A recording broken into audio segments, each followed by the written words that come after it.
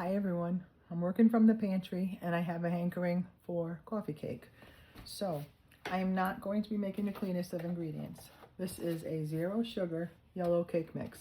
I'm making this up. I've done it before with regular sugared cake mix. So I'm going to do this according to the instructions, which is the cake mix, and it has 1 cup of water and 1/3 of a cup of oil, which I have already poured out here. And then 3 eggs are going to go into this.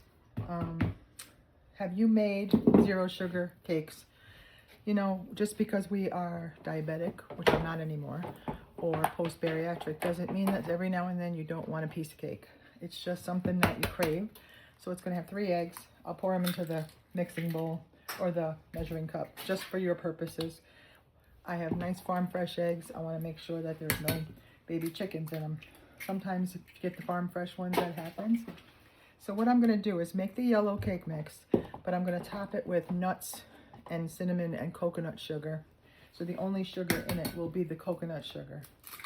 If you are just on your journey now, bariatric wise, and this would be too tempting for you, don't make it. If you can do a piece a day, you're not doing any harm. Yes, there's carbs in this 0 sugar cake mix. No, it's not a clean cake. And I've said it a lot of times. I am 90% a very clean eater and 10% a crap eater, I guess, because every now and then when I want cake, I will go for a sugar-free version versus regular.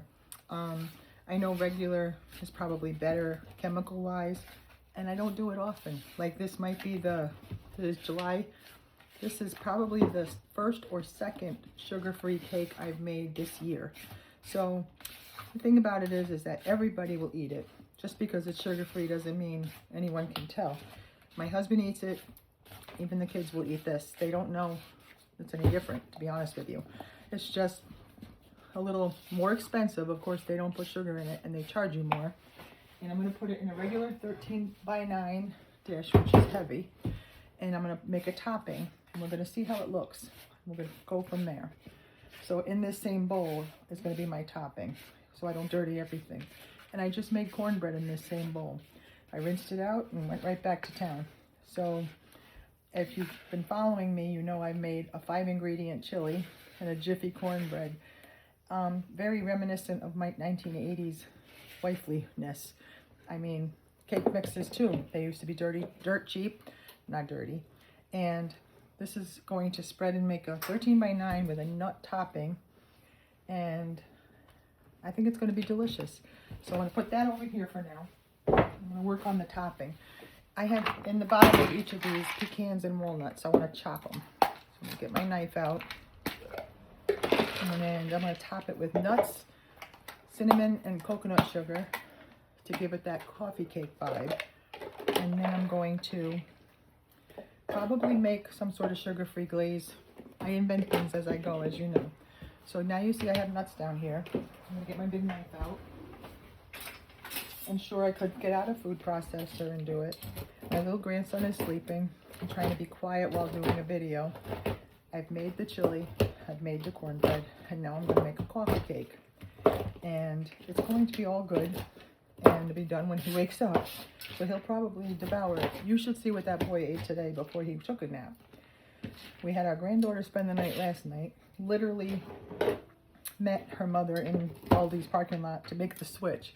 I gave her back my granddaughter, went around the corner and picked up my grandson. And now the other grandson is due for a sleepover. So it's the best. It's a short window of our life. Being gaga is the cat's meow. So I'm going to put all these nuts back in this bowl. And it might look dirty, but it doesn't matter because it's going in the cake that it just came out, that I just made the cake mix in. It's just how I roll. I'm not going to dirty 5 bowls because of 1 cake.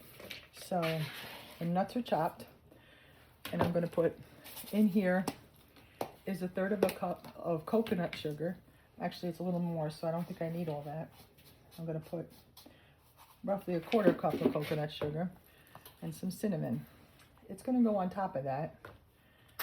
And no, I didn't measure. So we're going to mix coconut sugar and, oh my gosh, it's going to be delicious. I could smell it. It's just nuts and sugar and cinnamon. And I'm going to put it on top, and then I will make a glaze. So it'll give it that coffee cake vibe. Hang on. I'll bring the cake back over. This weighs a lot. I'm probably going to use my hands, guys, so don't get grossed out. But I just think that it'll be spread out easier if I use my hands. Nobody's eating this cake but my family, and they don't mind my hands as long as they get food. So I'm going to sprinkle the nuts, the cinnamon mixture. And I'll post later, once it's all done, what it comes out like, when I'm done with it all. Oh my gosh, it's going to be good. And I'm going to scrape the rest of this out so that there's no drops left. And everybody has cinnamon and nuts on their coffee cake. Would you eat this? Would you eat sugar-free? Or you can do the same exact thing I just did with a regular cake mix if you're not watching sugar. I prefer to not have sugar after bariatric surgery. My stomach does not like it. And it seems to be okay with this sugar-free. So it's going in the oven. Cinnamon coffee cake with nuts. Have a great day.